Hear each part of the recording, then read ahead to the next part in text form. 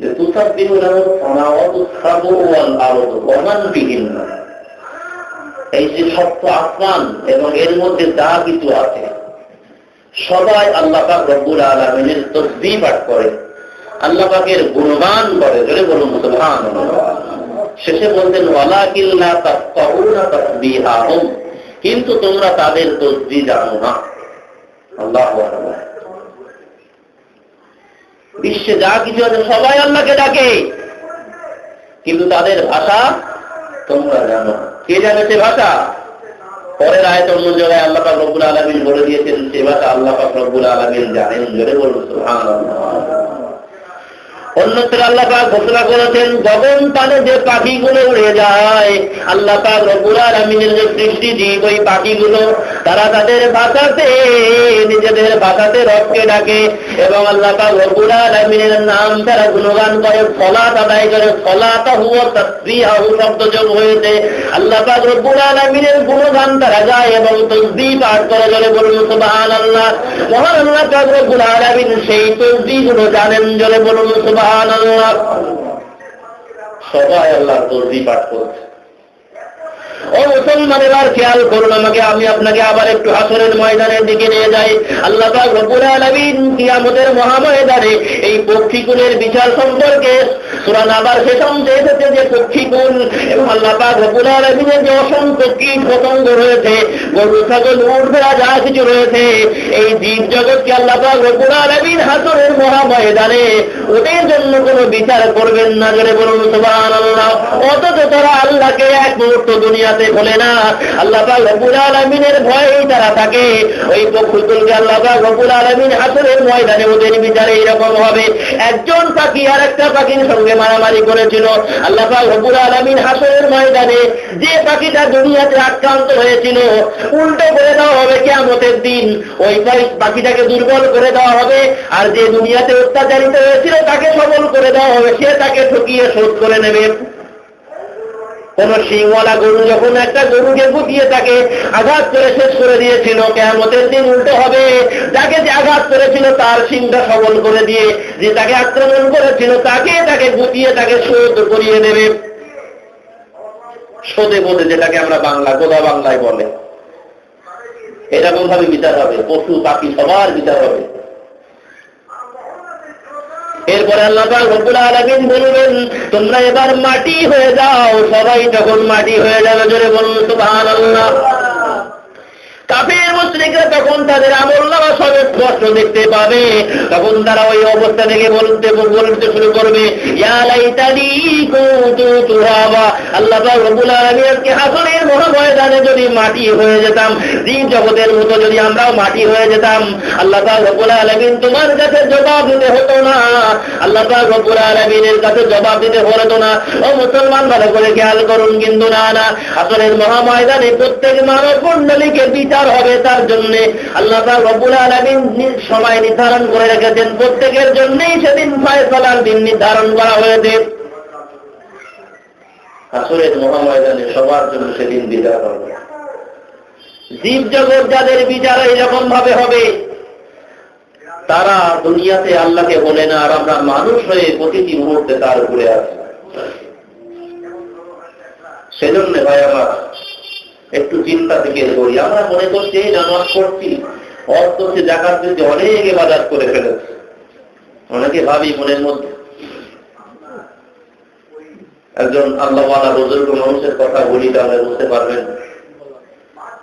তিনি দীর্ঘ 500 বছর ইবাদত করেছে। কত বছর? 500 বছর। অনেক ইবাদত করতে। কোথায়? এক গভীর দ্বীপের মাঝখানে, সেখানে লবণাক্ত পানি ছিল। আল্লাহ তাকে সেই ইবাদত করার কারণে একটা জান্নাতি পরিশ্রবণ মিষ্টি পানির ব্যবস্থা করে দিয়েছে। আর সেখানে কিছু গাছ হয়েছিল, সেই গাছের ফল খেত আর ওই পানি খেত আর ইবাদত করত। 500 বছর ইবাদত করেছে, অনেক ইবাদত করে ফেলেছে।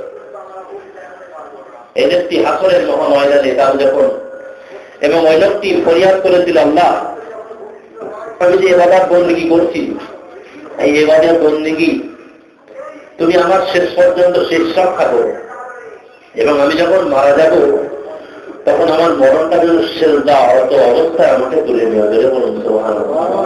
আল্লাহ যথারীতি কবুল করলেন, লোকটি সেজদায় পড়ে রয়েছে, সেই অবস্থায় তাকে তুলে নেওয়া হলো। লোকটির যখন বিচার ফায়সালা হবে, ওই লোকটিকে আল্লাহ পাক রব্বুল আলামিন কোনো বিচার নেবেন না, যাও ওই বান্দাকে বেহেশতের মধ্যে নিয়ে যাও। ফেরেশতারা তখন বলবে, চলো তোমাকে বেহেশতে যেতে হবে, তোমার আল্লাহ পাক তোমাকে বেহেশত নির্ধারণ, বেহেশতে তোমাকে যেতে হবে। ওই ব্যক্তি তখন নিজের ওই ইবাদতের কথা মনে করবে যে আমি 500 বছর ইবাদত করেছি, আমি আল্লাহর হুকুমে আল্লাহর দয়ায় বেহেশতে যাওয়া নয়, বরং আমি ওই ইবাদত বন্দেগীর কারণে আমি বেহেশতে যেতে চাই।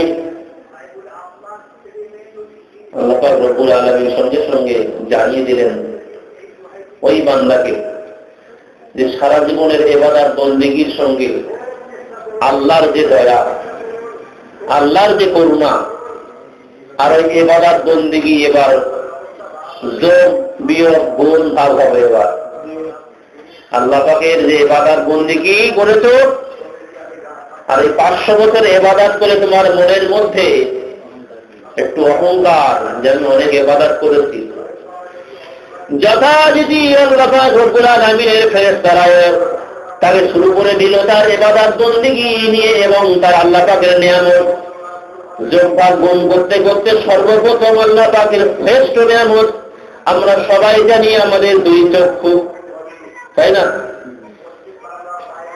ইবাদতের হিসাব দেখতে পাওয়া গেল যে সারা জীবন সেই 500 বছর ধরে যে ইবাদত বন্দেগী করেছে, মাত্র তার চোখের নিয়ামতের শুকরিয়া আদায় হয়নি। জোরে বলুন সুবহানাল্লাহ।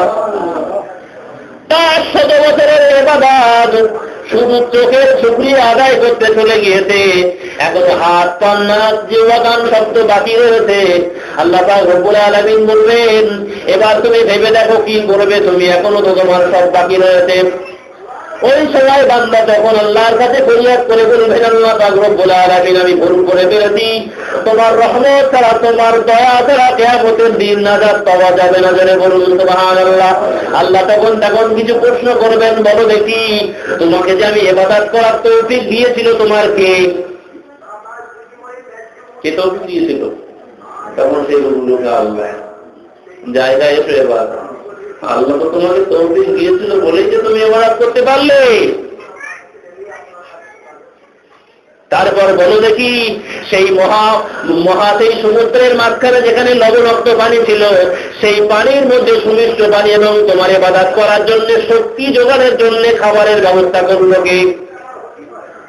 লোকটি যখন বলল আল্লাহ তুমি করে দিলে, ওই সময় আল্লাহ পাক রব্বুল আলামিন আবার বললেন, বলো তো এই দীর্ঘ যে ইবাদত করার সময় এই যে 500 বছর ইবাদত করেছে, এই তৌফিকটা তোমার কে দিয়েছে? আমরা ঈমানের উপরে আছি, আল্লাহর জিকির করছি, আল্লাহর কথা শুনছি, মহান আল্লাহ তৌফিক দিয়েছেন। সবাই বলে আলহামদুলিল্লাহ। সর্বোপরি আল্লাহ পাক জিজ্ঞাসা করলেন, ওগো বান্দা তুমি 500 বছর ইবাদত করার পরে আমার কাছে ফরিয়াদ করে দিলে, আল্লাহ তুমি আমার মরণটা ঈমানি হালাতে দিও, এবং আমি যখন ইন্তেকাল করবো সেই সময় যেন সেজদারত অবস্থায় আমি ইন্তেকাল করতে পারি। বলো এই তৌফিকটা, এই নসিবটা তোমার কে দান করেছিল? সেই সময় ওই ব্যক্তি, বুজুর্গ ব্যক্তি বলবে, ওগো আল্লাহ তুমি তৌফিক দিয়েছিলে, আল্লাহ আমি ভুল করে ফেলেছি, তোমার সাহায্য ছাড়া, তোমার দয়া ছাড়া আমরা ইবাদত বন্দেগী করতে পারি না, তোমার দয়া ছাড়া ঈমানের পরিপূর্ণতা আমরা অর্জন করতে পারি না, তোমার দয়া ছাড়া পরকালে আমরা নাজাত পাইতে পারি না। জোরে বলুন সুবহানাল্লাহ। একটু জোরে বলুন না সুবহানাল্লাহ।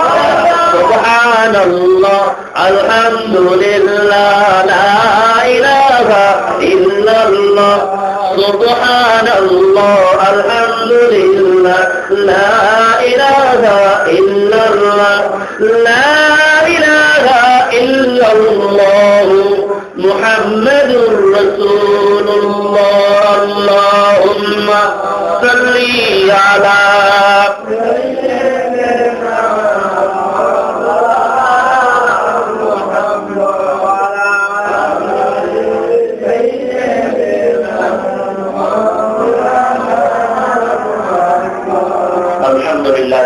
আলহামদুলিল্লাহ। আল্লাহ পাকের তৌফিক ছাড়া আমরা কেউ ইবাদতের পরিপূর্ণতা অর্জন করতে পারবো না। সেজন্য